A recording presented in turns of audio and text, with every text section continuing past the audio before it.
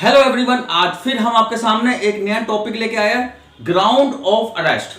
वो कौन कौन से ग्राउंड होते हैं जिस पर पुलिस किसी पर्सन को वो अरेस्ट कर लेती है। मेरा मतलब, जब कोई पर्सन को अरेस्ट किया जाता है तो पुलिस कौन कौन से ग्राउंड से उस पर्सन को अरेस्ट करती है।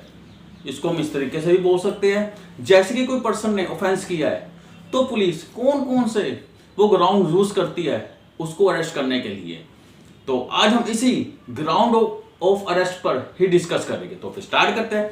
सबसे पहला है एक्यूज कोर्ट रेड हैंडेड, मतलब एक्यूज रंगे हाथ पकड़ा जाना। मतलब जब एक्यूज कोई क्राइम कर रहा है तो क्राइम करते करते अगर उसे रंगे हाथ पकड़ लिया जाता है तो उसे कहते हैं कोर्ट रेड हैंडेड। तो मैं आपको इसको एग्जांपल के थ्रू समझाता हूं, आपको अच्छी तरह समझ आ जाएगा। जैसे कि कोई पर्सन है वो एक गोदाम में कोई कीमती सामान चोरी कर लेता है, तो उस कीमती सामान की जो वैल्यू 10 लाख रुपए की है और उसको सामान चोरी करते करते उसको पकड़ लेते हैं और पकड़ने के बाद को पुलिस के द्वारा हैंड ओवर कर देते हैं। तो इसे कहते हैं एक्यूज कोर्ट रेड हैंडेड। ये भी एक ग्राउंड है अरेस्ट का। तो अब दूसरा कर लेते हैं, accused identified by the complainant and victim. यानी जब कंप्लेनेंट या विक्टिम के द्वारा एक्यूज को पहचान लिया जाता है तो वो भी ग्राउंड है अरेस्ट का। मैं आपको उसको एग्जांपल में तो समझाता हूं। जैसे कि एक पर्सन है वो डेली एक माइनर गर्ल के पीछे से आके उनको फिजिकल टच करता है, ये 2-3 दिन बाद लगातार कुछ करता रहता है।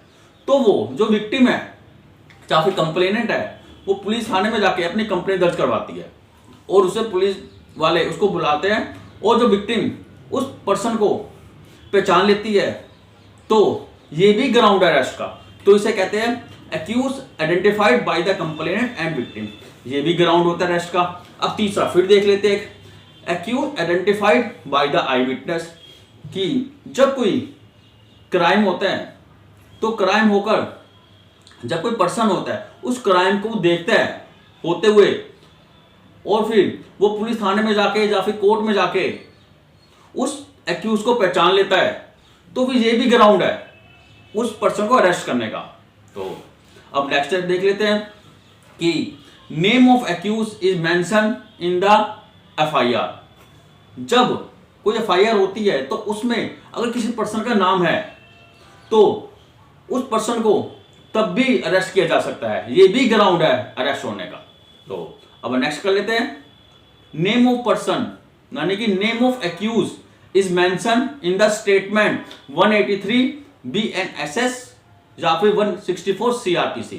मतलब जब कोर्ट में जो बयान होते हैं 164 के बयान बोल सकते हैं या फिर 183 के बयान बोल सकते हैं, तो उन बयानों में जब एक्यूज का जिक्र होता है कि ये इसने क्राइम किया है तो वो भी ग्राउंड होता है अरेस्ट करने का।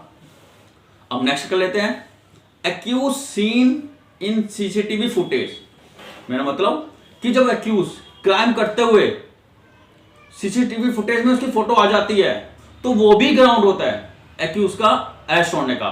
एग्जांपल तो समझाता हूं। जैसे कि एक पर्सन है एक बाइक चोरी करता है, चोरी करते करते एक CCTV फुटेज है वो उसमें उसकी पिक्चर कैप्चर हो जाती है यानी फोटो आ जाती है, तो ये भी ग्राउंड है अरेस्ट होने का।